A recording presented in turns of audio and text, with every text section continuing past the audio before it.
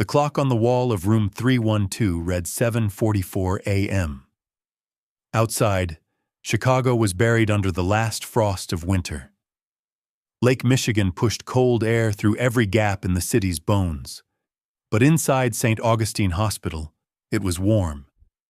It should have been the most sacred morning of Serena Caldwell's life. 22 hours of labor, 4 hours of complications. A baby boy, small, early, breathing slowly in a warming unit across the room. She had not been able to hold him yet. Her arms were still connected to 2 IV lines and a monitor that beeped every few seconds like a clock, counting something she had no name for. Then the door opened. She assumed it was Dr. Cole coming back with the blood work results, or Helen, the night nurse, with the second round of fluids. It was neither of them. Victor Ashford walked in wearing a charcoal Brioni suit, no tie, his leather briefcase held at his side. He did not look at the baby. He did not look at the monitors. He walked directly to the small table beside her bed and set down a stack of papers.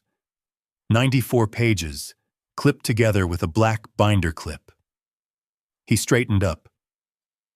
"You should review these before the anesthesia fully clears your system," he said. His voice was level, professional, the same voice he used in depositions. "The court date is set for the 22nd. Daniel will send your assigned counsel a copy this afternoon." Serena looked at the papers, then at her husband, then at the papers again. On the top page, 2 words stood out before everything else blurred. Petition for dissolution. Her hand moved to the edge of the bed rail, slowly, not reaching for the papers, just holding on to something solid. The monitor beeped. Across the room, her son made a small sound, not quite a cry, something softer, and went quiet again. Victor picked up his briefcase. He was already turning to leave when Serena said very quietly one word. "Victor." He stopped. He did not turn around. And in that pause, that single second where he chose not to face her, she understood everything she needed to know about the man she had married. People who knew Serena Caldwell at St. Augustine Hospital described her the same way. Quiet, dependable, never complained. She worked the overnight shift in the emergency department, 11 p.m. to 7 a.m., 4 nights a week. She knew the name of every custodian on the floor. She remembered how Mrs. Delgado in bed 6 liked her blanket folded twice at the foot, not once. She remembered which attending physicians needed their coffee black and which ones would forget to eat entirely if no one reminded them. She had been a nurse for 5 years. She was good at it in the way that only people who genuinely care can be. Not by following protocols, but by being present in a room in a way that made frightened people feel less alone. Outside the hospital, her life was simpler. A 1-bedroom apartment on North Clark Street. A second-hand couch she liked. A windowsill full of succulents she kept alive through Chicago winters, through sheer stubborn attention. She cooked on Sundays. She ran along the lakefront before the city woke up. She had met Victor at a charity auction in the Gold Coast, March, 4 years ago. He was charming in that particular way that reads as confidence before it reads as control. He pursued her for 3 months before she said yes. He was patient in the way that ambitious men are patient when they want something. They married in a small ceremony in October. No grand reception. Victor said he didn't like performances.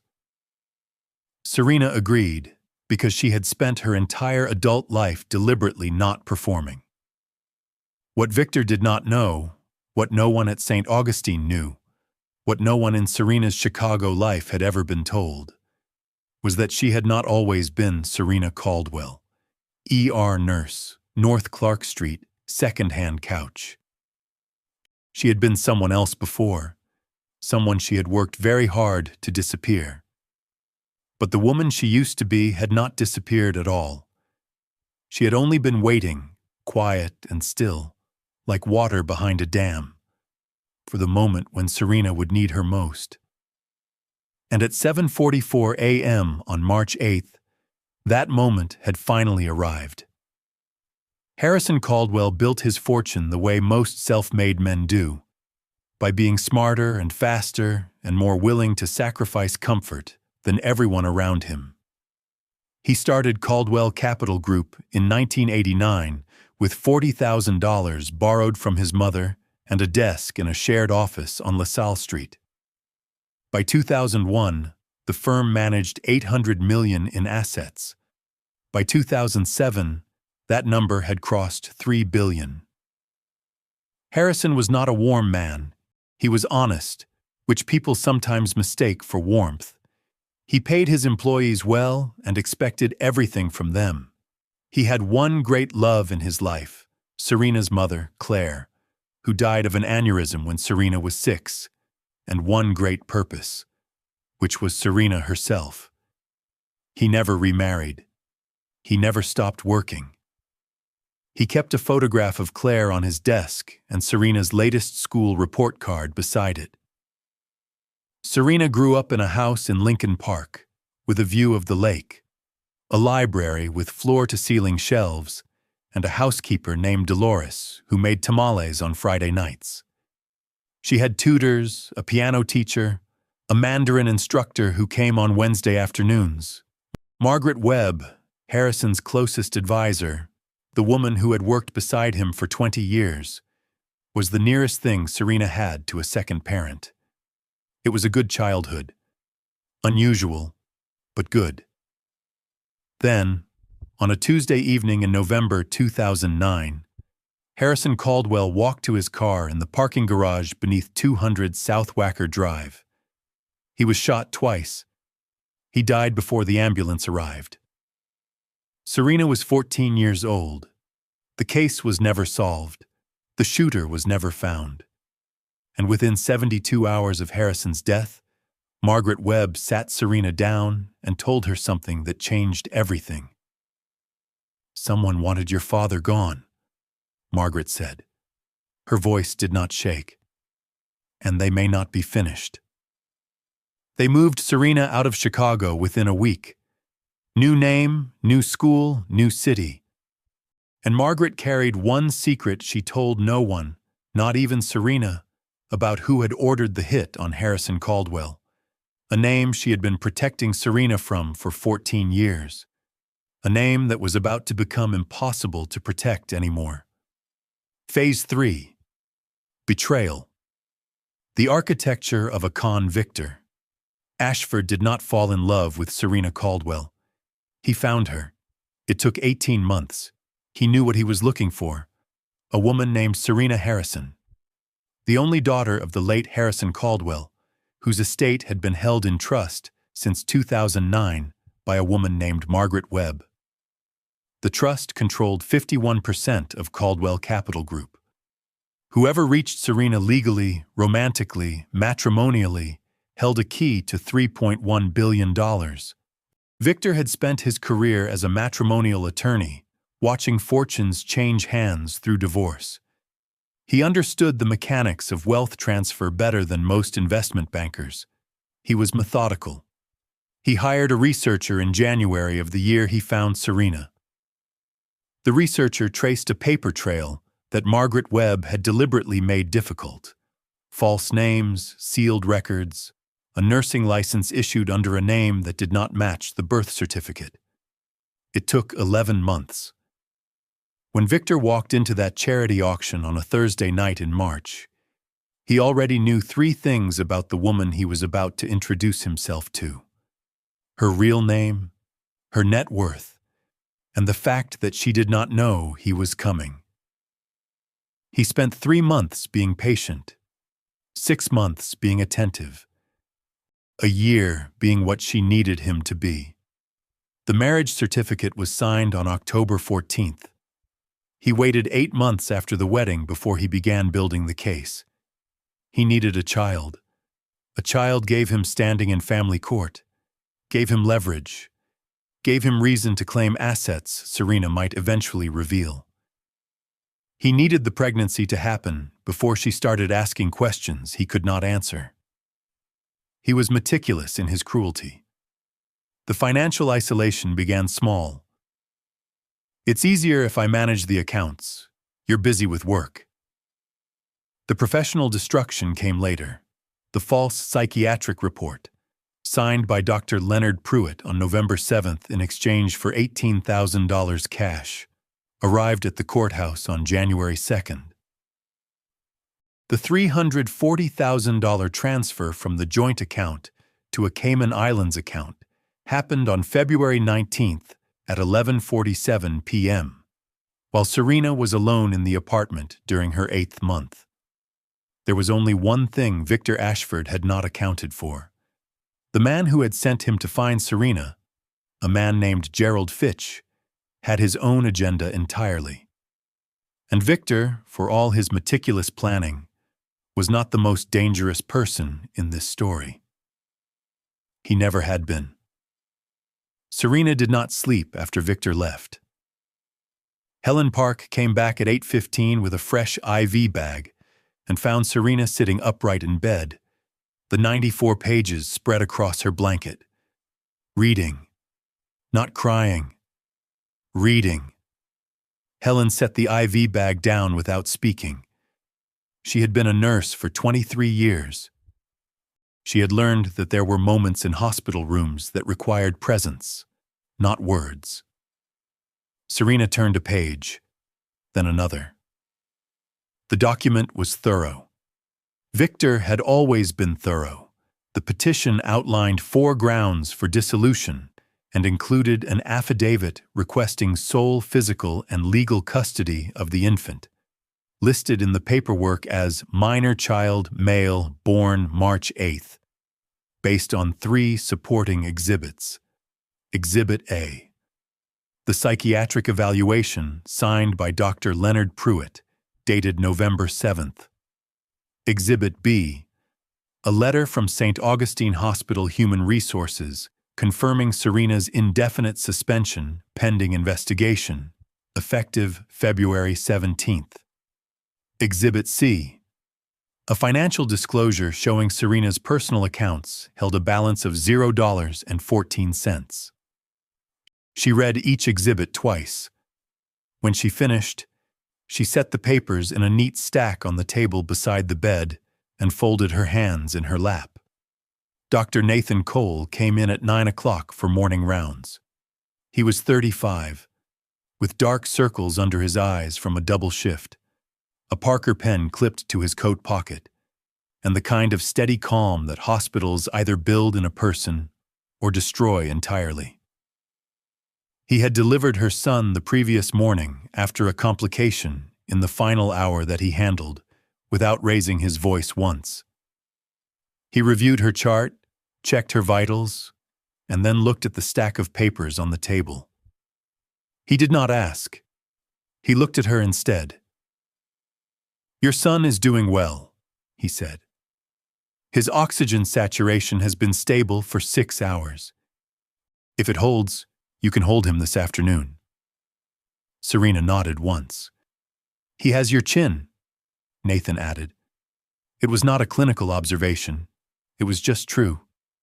Something shifted in Serena's face, small, almost imperceptible. Not tears. Something older than tears. She looked toward the warming unit across the room and said very quietly, "Then I need to make sure he has something worth inheriting." Nathan Cole did not know what she meant. Not yet. But he would. At 6:47 a.m., 57 minutes before Victor walked in with the papers, Serena had picked up her phone and typed a single word. She sent it to a number she had not dialed in 8 months. The word was, "Now." Margaret Webb was in her office on the 52nd floor of Willis Tower when the message arrived. She was 64 years old, with silver hair cut short and reading glasses she refused to call reading glasses. She had run Caldwell Capital Group for 15 years, first beside Harrison, then after November 2009, in his place.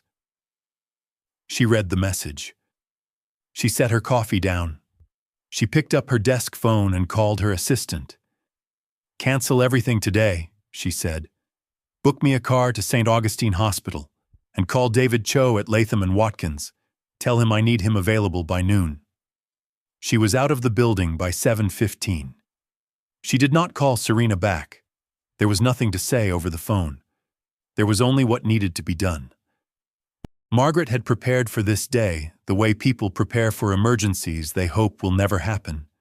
Quietly, methodically, without mentioning it to anyone. In the bottom drawer of her desk, behind a row of annual reports, was a sealed envelope. Inside, a 12-page legal brief, a certified copy of Harrison Caldwell's original will and trust documents, and a notarized affidavit she had signed 3 years ago. She had also known something else, something she had kept from Serena for 14 years, because she believed that knowledge, in the wrong moment, was a weapon that could destroy the person holding it. She had a name. She had always had a name. Gerald Fitch, senior legal counsel at Ashford and Crane, 67 years old. A man who had sat across from Harrison Caldwell at a negotiating table in 2008 and lost a $200 million deal. A man who did not accept losing. As Margaret's car crossed the Michigan Avenue Bridge, she did something she had not done since Harrison's funeral. She let herself feel afraid. Not for herself, for Serena. Because bringing the name into the open meant the thing that had hidden in the dark for 14 years would finally have to face the light. And not everyone who had been waiting in that dark was going to go quietly. Helen Park told herself she was not going to get involved. She lasted 40 minutes. At 8:20 a.m., while Serena was reading through the 94 pages for the second time, Helen walked to the nurse's station on the 3rd floor and sat down at the computer. She pulled up the incident log. Standard procedure required that any visitor interaction resulting in observable patient distress be documented within 2 hours of occurrence. She documented it. Then she did something that was not standard procedure. She walked to the security office down the hall and knocked on the door. Marcus Riley, the hospital's head of security, had worked with Helen long enough to know that when she knocked on his door, it was not about a missing patient belonging. "I need you to preserve the camera footage from the hallway outside 312, she said. "From 7:30 to 8 o'clock this morning. Do not overwrite it." Marcus looked at her. Patient situation. Visitor situation. He preserved it. What the camera outside room 312 had captured between 7:38 and 7:52 a.m. was clean and unambiguous. Victor Ashford arriving alongside a second man, gray suit, leather portfolio, who waited in the hallway while Victor went inside and who left quickly when Victor emerged. The second man's face was visible for 11 seconds before he turned away from the camera. Dr. Nathan Cole had also been in that hallway. He had arrived for his morning rounds at 7:40 and stopped, not because he was eavesdropping, but because he heard a voice he recognized. A voice he had last heard 7 years ago in a Cook County courtroom, on the day a judge awarded Victor Ashford's client the entire marital estate of Nathan's mother, leaving her with a settlement of $0 after a ruling built on a financial disclosure Nathan had always believed was manipulated. He stood in the hallway for 90 seconds. Then he reached up and tapped the screen of his Apple Watch, activating the audio recording function he used to document patient interactions. The screen blinked once. Nathan Cole walked through the door of room 312 as if nothing had happened. Parker pen in his pocket, expression steady, carrying 11 minutes and 42 seconds of recorded audio that no one in that room knew existed. Gerald Fitch had a philosophy about power that he had never written down and never spoken aloud. Power was not about what you owned. It was about what other people did not know you controlled.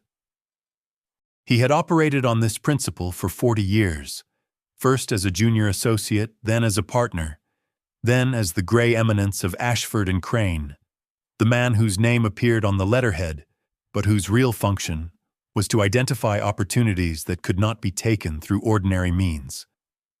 He was 67. He had a corner office with a view of Lake Michigan, a wife who attended charity galas, and two sons who did not know what their father had done to build the life they inherited. He went to Mass on Sundays. He contributed to the Police Union Benevolence Fund. He was, by every visible measurement, a pillar. He had met Harrison Caldwell at the negotiating table in 2008. What the public record showed was that Fitch's client had lost a $200 million deal. What the public record did not show was what Fitch had done after. He spent 2 years trying to acquire Caldwell capital through conventional means: offers, intermediaries, regulatory pressure. Harrison declined every approach, not rudely, worse than rudely, politely, as if Gerald Fitch were not someone whose calls merited urgency. In November 2009, Harrison Caldwell was shot twice in a parking garage. Gerald Fitch sent white lilies to the funeral. He had expected the trust to dissolve. He had expected Margaret Webb to eventually sell. He had expected the daughter to surface, collect her inheritance, and move on. He had not expected Margaret to hide Serena so completely that a private researcher spent 18 months finding her. He had not expected to need Victor Ashford. But when his researcher located a woman calling herself a nurse on North Clark Street, Fitch had called Victor into his office, closed the door, and laid out the arrangement with the same quiet precision he used for everything. Victor believed he was the architect of the plan. He believed the idea was his. The research, the charity auction, the patience, the marriage certificate. He did not know that Gerald Fitch had handed him a map and watched him follow it, step by step, toward a destination that had always been Fitch's, not his. Margaret Webb arrived at St. Augustine Hospital at 9:48 a.m. She was wearing a charcoal wool coat, black leather gloves, and a silk scarf that Serena had seen her wear exactly twice before, once at Harrison's funeral and once on the day Serena left for her new life. It was the kind of scarf you wore when something mattered. She did not stop at the reception desk. She walked directly to the elevator, pressed 3, and walked to room 312 as if she had been there before. She opened the door without knocking. Serena was sitting up in bed. The IV was down to a slow drip. The stack of Victor's papers had been moved to the windowsill. Outside the window, the sky over Chicago was white and flat and very still. The two women looked at each other. Margaret crossed the room, pulled the visitor's chair close to the bed, sat down, and opened her coat. She reached into the inner pocket and removed a small velvet pouch. She set it on the blanket beside Serena's hand. Serena looked at it without touching it. "Your mother's," Margaret said. "Nothing else." Serena picked up the pouch and opened it. Inside was a pin, a small spray of sapphires set in platinum, the kind of piece made in an era when jewelry was built to last 100 years. Claire's pin. The one from every photograph, every birthday, every Sunday morning at the Lincoln Park house. Serena held it in her palm. She did not cry. Her fingers closed around it slowly, the way a person holds something they were afraid they might never touch again. "I need to tell you something," Margaret said, her voice careful and level. "Something I should have told you years ago. About the name Gerald Fitch." Serena looked up. He was your father's killer, Margaret said. And he is the reason Victor found you. In the warming unit across the room, Serena's son made his small sound, that almost cry, that announcement of presence. And Serena Caldwell, who had spent 14 years being afraid of the answer, finally heard the question she had always been waiting to ask. Margaret spoke for 40 minutes. She started at the beginning, the real beginning, not the version Serena had been given at 14. She described the negotiation of 2008, Harrison's refusal to sell. The months that followed, pressure campaigns, regulatory complaints that went nowhere because Harrison's books were clean. She described the November night in 2009, what the police found and did not find. The shell casings, the absence of forensic evidence, the investigation that stalled within 8 weeks and was quietly reclassified as cold. Then she described what she had found on her own in the 2 years after.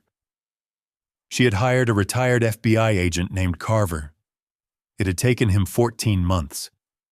He found a financial thread, a payment made through 3 shell companies to a man with a history of contract work, connected to a private security firm that had done work for Ashford and Crane in the early 2000s. The thread did not prove anything in a courtroom. Not yet. But it pointed, without ambiguity, to Gerald Fitch. Margaret had said nothing because the evidence was not sufficient to act on, and because she believed a 14-year-old girl who had just lost her father did not need to know the man responsible was still out there, still powerful, still protected. "I was protecting you," Margaret said. Serena said nothing for a moment. "You were protecting a secret," she said. "That is not the same thing." Margaret accepted this. She had expected it. "You're right," she said. The silence between them lasted 30 seconds. Then Serena held out her hand, palm up, and Margaret placed the sealed envelope in it, the one from the bottom drawer, behind the row of annual reports. Inside, Harrison's will, the trust documents, the notarized affidavit, and Carver's 14-month report, 112 pages, with Gerald Fitch's name appearing 47 times. Serena opened the envelope and began reading. Margaret sat beside her, hands folded, and said nothing further. Because there are moments when a woman does not need guidance or protection or a plan offered to her. She needs only the truth, the full weight of it, and the time to decide what she becomes next. At 2:17 p.m., Dr. Nathan Cole came back to room 312. He checked the warming unit readings, reviewed the chart clipped to its side, and turned to Serena. "His stats have been stable for 9 hours," he said. "You can hold him now." Margaret stepped out without being asked. Nathan lifted the boy carefully, that practiced, unhurried movement of someone who has done this 1,000 times and never let it become routine, and placed him in Serena's arms. She had been preparing for this moment for 9 months. She was not prepared. He was small, much smaller than she had imagined, though she had known the numbers. 3.2 kilograms, 51 centimeters. Oxygen saturation, 97%. All the clinical facts she had memorized during the pregnancy, the way she memorized clinical facts about every patient. But this was not a patient. This was a person who had her father's forehead and her mother's hands, miniature versions of both, and who turned his face toward the warmth of her chest with the absolute trust of someone who had never yet been given a reason not to trust. Serena sat very still. Nathan stayed. He sat in the chair Margaret had vacated, picked up the chart clipboard, and made notes slowly, not hurrying, giving her the time without making it about the time. After several minutes, he said quietly, What's his name? Harrison, she said. Then, after a pause, Harrison James. Nathan wrote it on the chart. He did not comment on the name. He did not know what it meant. He just wrote it down in the careful block letters he used for everything, clipped the clipboard back, and sat back. "Can I ask you something?" Serena said. "Yes." "The man who came in this morning, my husband." She did not look up from her son's face. "You recognized his voice." Nathan was quiet for exactly 1 second. "Yes." "I know what he did to your mother's case," Serena said. "I read about it 2 years ago, before we married. I should have said something then. I'm sorry." Nathan Cole looked at the woman in the bed, holding her son, divorce papers on the windowsill, a sealed envelope of devastating truth in her lap, and said carefully, "I need to show you something. Something I recorded this morning." He reached up and unclipped his Apple Watch. The Apple Watch had captured 11 minutes and 42 seconds of audio. The quality was imperfect. Voices filtered through a hospital door, the distant beep of monitors, the muffled compression of the hallway ventilation system. But the words were clear enough. Victor's voice was the clearest, because Victor always spoke as if he expected to be heard. Serena listened with her son in her arms. She heard Victor place the papers on the table. She heard him describe the court date. She heard him reference the evaluation without naming it, and then the phrase that made her close her eyes for exactly 2 seconds. "You have nothing to contest this with." Then she heard something she had not known was on the recording. A second voice. The man in the hallway, the gray suit, the leather portfolio. He said 3 words. "Did she sign?" Victor said, "She will." The second man said something lower, harder to hear. Nathan had increased playback volume to its maximum. "Fitch wants the trust documents by the 1st of next month. Make sure she does not make contact with Webb before the filing." Nathan paused the recording. Serena sat with the information for a moment. Harrison made a small movement against her chest, a fist opening and closing, that reflexive grip of the newborn. "The second man," Nathan said. "Who is he?" "Daniel Marsh, Victor's associate." She paused. "But the name he mentioned, Fitch. Gerald Fitch is Victor's senior partner." She looked up.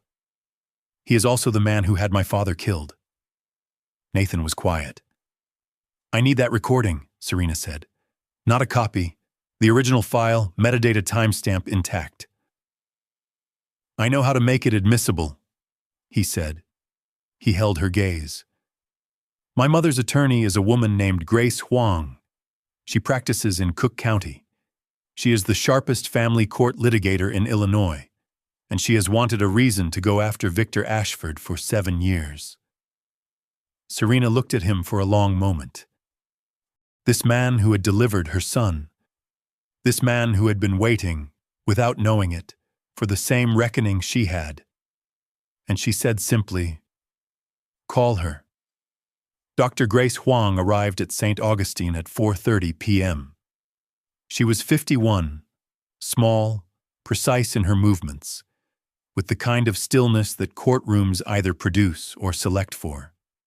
She had argued 47 cases before Cook County family court judges and lost 4. She did not consider the 4 losses lightly. She had studied each one the way a cardiologist studies a failed surgery. Nathan briefed her in the elevator. 2 minutes, clinical, the relevant facts in order. When Grace Huang listened, she listened without interrupting. It was one of the qualities that made her exceptional. She entered room 312, looked at Serena, seated beside the bed now, Harrison James in her arms, Margaret at the window, and sat down. "I've been briefed," she said. "Before we discuss strategy, I need to understand the full asset picture. All of it. Serena told her everything: the real name, the trust, the $3.1 billion, the 51% controlling stake in Caldwell Capital Group. She described Victor's petition and the 3 exhibits. She described Pruitt's fabricated report. She described the $340,000 removed from the joint account on February 19th.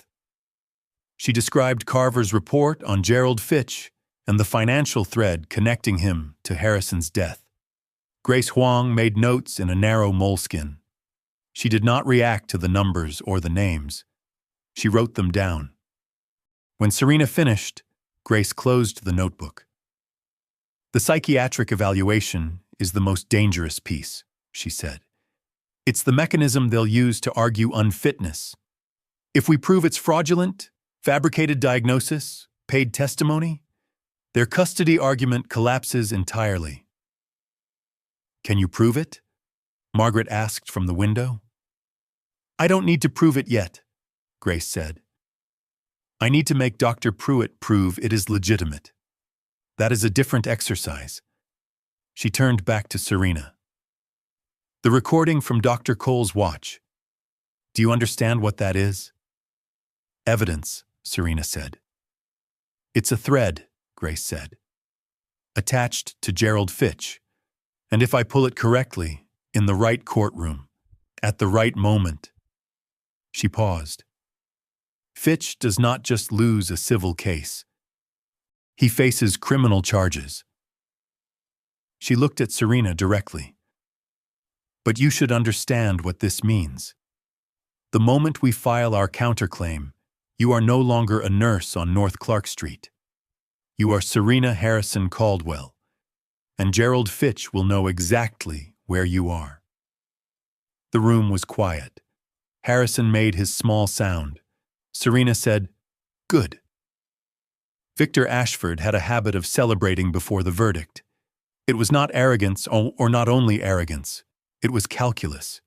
He had built enough cases to know when the mathematics were irreversible, and by his calculation, as of March 8th at 8 a.m., the mathematics of Serena's situation were irreversible.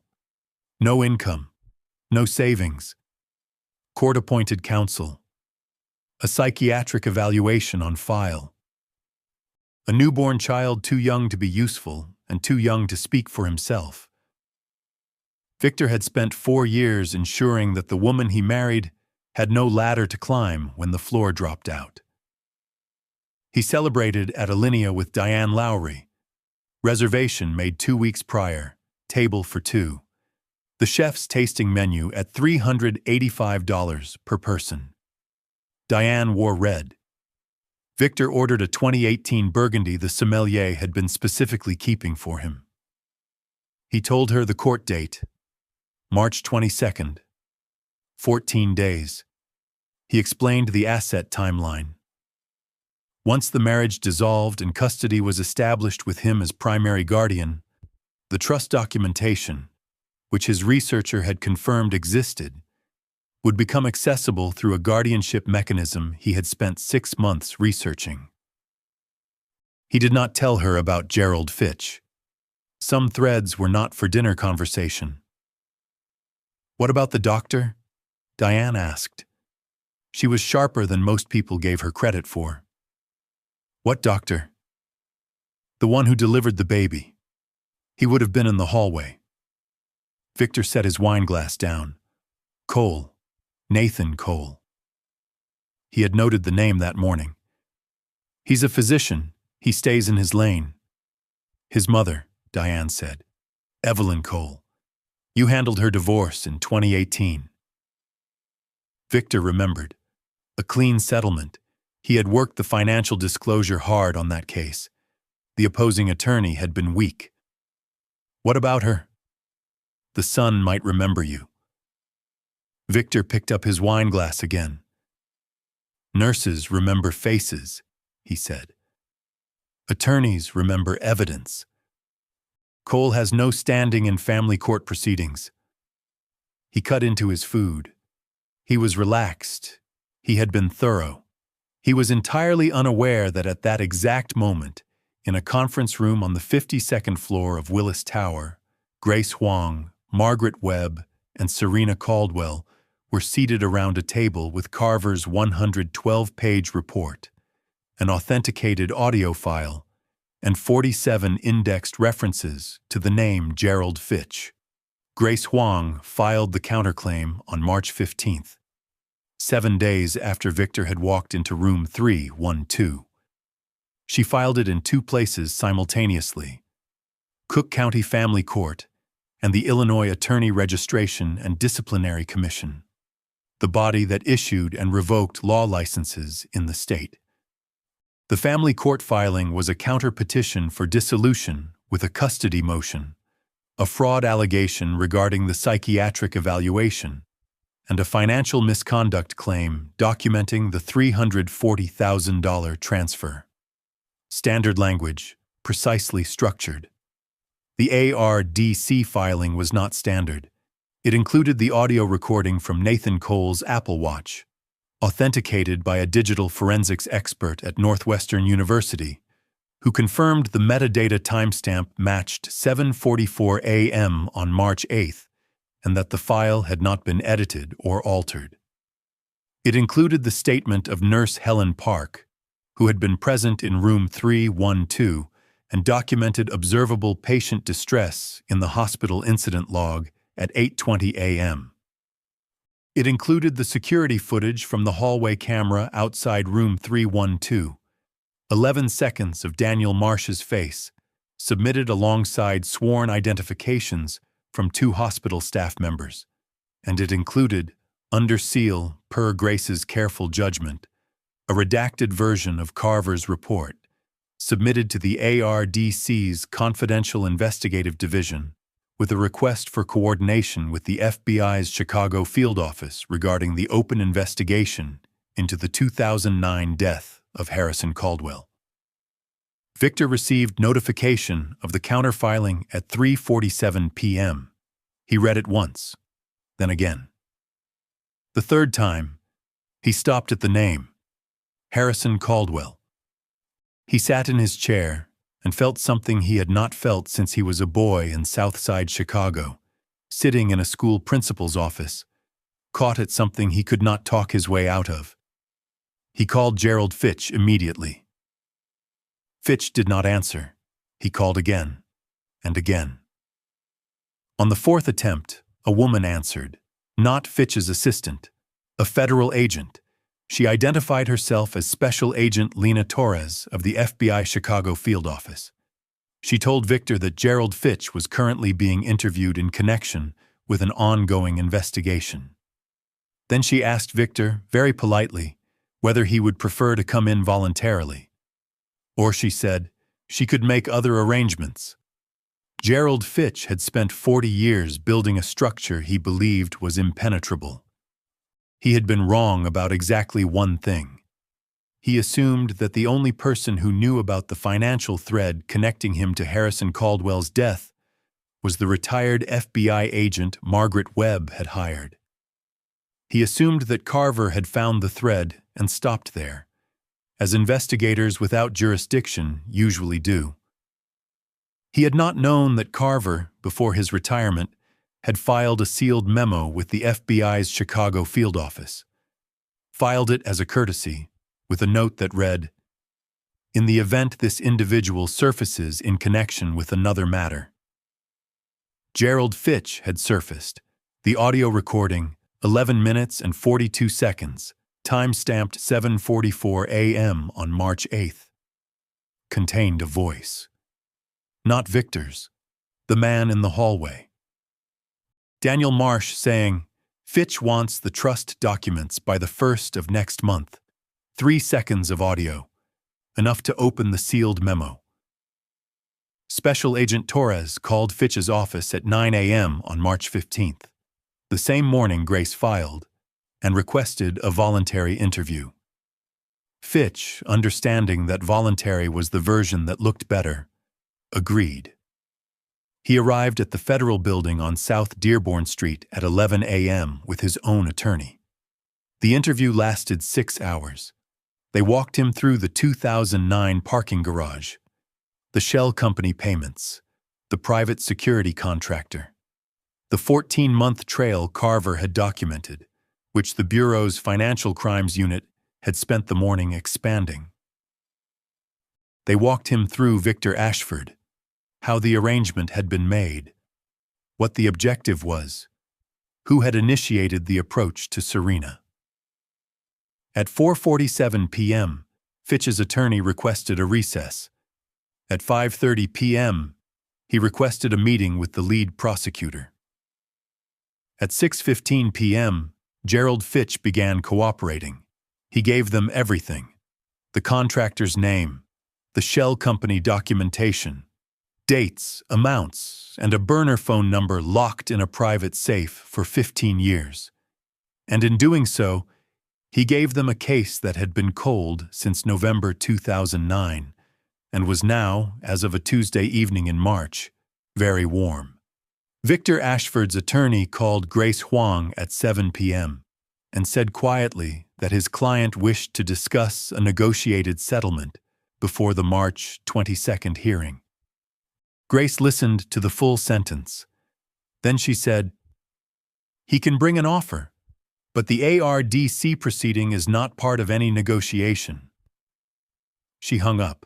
The hearing in Cook County Family Court, Courtroom 14B, began at 9 a.m. on March 22nd. Victor Ashford was present. Charcoal suit, different from March 8th, but the same shade, the same deliberate presentation of controlled authority. His attorney, senior partner William Holt, sat beside him. Daniel Marsh had declined to appear. Serena entered the courtroom at 8:58 a.m. She was wearing a dark navy dress, simple and well-fitted. Margaret walked beside her. Grace Huang walked 2 steps ahead. Serena carried nothing. Grace carried everything. The judge was the Honorable Patricia Sue, 61 family court veteran, who had seen every variation of matrimonial strategy the Chicago bar could produce and had reduced her tolerance for theater to approximately 0. She reviewed the filings for 4 minutes without speaking. Then she looked up. "Mr. Holt," she said, "your client submitted a psychiatric evaluation authored by Dr. Leonard Pruitt as Exhibit A in support of the custody motion. Dr. Pruitt appeared before this court last week in connection with the ARDC proceeding." She set the page down. "He acknowledged under oath that he received $18,000 in cash to prepare a diagnosis he never conducted. The evaluation is stricken." Victor's hand did not move. His face did not move. But something behind his eyes did. Judge Sue turned to Grace. "The counterpetition." Grace stood. She walked the judge through 22 minutes of clean, precise argument. The financial misconduct, the fabricated exhibit, the audio recording, the trust documentation, and Serena's full legal identity. She placed Harrison Caldwell's will before the court. She placed the Caldwell Capital Trust documents before the court. She did not raise her voice once. When she finished, the courtroom was very quiet. Judge Sue looked at Victor. "Mr. Ashford, do you have anything to add?" William Holt stood. "Your Honor, my client would like to withdraw the petition." "The petition is not the only matter before this court," Judge Sue said. She set her reading glasses on the bench and looked at Victor Ashford the way judges look at someone when they are not asking a question, but delivering a conclusion. "The custody motion is denied. The fraudulent exhibit referral is forwarded to the ARDC today. The $340,000 transferred from the marital account on February 19th is to be returned with interest, calculated from that date." She reached for her gavel. "We are adjourned." The consequences arrived in sequence. Not all at once. They never do. They came the way snow comes to Chicago, quietly and then completely. Victor Ashford's law license was suspended by the Illinois ARDC on April 3rd, pending the outcome of a formal disciplinary hearing. The suspension was published in the ARDC's monthly bulletin and picked up by the Chicago Tribune's legal affairs reporter, who ran a piece under the headline, "Partner at Ashford and Crane Faces License Revocation Over Fabricated Court Exhibit." The piece ran on page 8. But law is a small world. By the following morning, 3 clients had called the firm to terminate their engagements. Diane Lowry resigned on April 5th. Her letter cited professional disagreement with firm leadership. She did not return Victor's calls. The $340,000 was returned to Serena's account on April 8th, with $4,200 in calculated interest. Victor's attorney submitted the transfer without comment. Victor's formal ARDC hearing was scheduled for June. His attorney told him privately that revocation was likely. The fabricated exhibit combined with the audio recording left little room for interpretation. Daniel Marsh, facing his own inquiry, provided a full sworn statement in exchange for a misdemeanor charge rather than felony conspiracy. His statement confirmed that Gerald Fitch had initiated the arrangement with Victor and had directed the objective from the beginning. Gerald Fitch was indicted on April 19th. Federal charges: conspiracy to commit murder, obstruction of justice, and financial fraud. The indictment cited 23 specific acts across 15 years. The contractor hired in November 2009, who had spent 9 years working commercial security in Phoenix under a different name, was arrested the same morning. Harrison Caldwell's case, filed as unsolved since December 2009 in the Chicago Police Department database, was reclassified. Serena received a call from Special Agent Torres on April 19th. Torres delivered the news directly, without bureaucratic softening, because she had daughters and understood that some news needed to be given like a real human being was saying it. Serena was in the kitchen of a new apartment in Streeterville, the one Margaret had arranged while she was still in the hospital, holding Harrison James, who was 5 weeks old and had recently discovered his own fingers were interesting. She listened. She said thank you. She hung up. She stood at the window and looked at Lake Michigan for a long time, and neither of them said anything, because nothing needed to be said. There is a line written by Marcus Aurelius in the 2nd century that has outlasted every empire and every name that was powerful in his time. He wrote, "You have power over your mind, not outside events. Realize this, and you will find strength." Serena Caldwell did not discover that line during the worst weeks of her life. She had read it years before, in the Lincoln Park Library her father built. She had read it as a teenager and believed she understood it. She had been wrong. You cannot understand something like that until you have been in a room where you have lost control of every external thing. Your money, your job, your husband, your reputation, your body still recovering from 22 hours of labor, and discovered that there is a place inside you that none of those things can reach. She had not planned the recording. She had not planned Grace Huang or Nathan Cole's memory, or Helen Park's incident report, or the security camera outside room 312. What she had done was send one word: now. And then she had read 94 pages without flinching. She had held her son.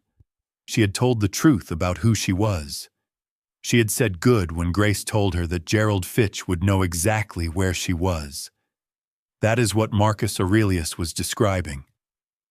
Not the absence of fear, not a plan that unfolds without friction, not the satisfaction of watching your enemies fall. The strength that cannot be taken is the decision about how you respond to what happens. Victor had calculated for every external variable, He had not calculated for the fact that Serena Caldwell, at the most vulnerable moment of her life, had chosen not to flinch. She had not plotted revenge. She had sent a text message. She had answered questions honestly. She had identified what was real and what was fabricated, and let the legal system distinguish between the two. The rest was consequence. Natural, clean, and complete. There is a difference between justice and revenge. Justice is impersonal. It does not require you to become the thing that hurt you. It requires only that you refuse to disappear. Serena Caldwell had refused to disappear. And in that refusal, quiet, firm, and absolute, she had done something more powerful than any counterattack could have managed. She had simply remained herself, and that, in the end, was the one thing no one in that story had ever been able to take from her. On a Saturday morning in late September, Serena Caldwell married Nathan Cole. It was not a large ceremony. The guest list had 14 people: Margaret Webb, Helen Park, Grace Huang, Special Agent Torres, the retired investigator Carver, whom Serena had met once and decided she owed a wedding invitation, Nathan's mother, Evelyn, who cried for approximately 40 minutes straight, and 8 others who had, in various ways, stood in the gap during the months that tested everything. Harrison James Caldwell, 6 months old, wore a tiny navy suit with a bow tie that he removed within 11 minutes of the ceremony beginning. No one put it back on. He sat in Margaret's arms and regarded the proceedings with the serious, observational attention of someone who has not yet learned to pretend he is not paying attention. The ceremony was in Lincoln Park. Specifically, in the garden behind the house where Serena had grown up, which Margaret had maintained across all the years of hiding, in the way a person maintains something they believe will be needed again. The trees were turning. Lake Michigan was visible through the fence. The sky was the clean, particular blue that Chicago produces in autumn, like an apology for everything that came before. Serena wore ivory, simple. The sapphire pin, her mother's, was at her collar. Nathan had not proposed with a ring. He had handed her a folded piece of paper, the email he sent to St. Augustine's administration on March 9th, requesting a full review of her suspension. He had sent it without knowing who she was, without knowing about the trust, the billions, the indictment forming against Fitch. He sent it because he had stood in a hallway and heard a man speak to his recovering wife the way a person speaks to a document, not a human being, and Nathan Cole did not accept that. She had kept the paper. She kept it in the same velvet pouch as the sapphire pin. After the ceremony, when the afternoon stretched long and golden over the garden, Serena stood at the fence with Harrison James in her arms and looked at the lake.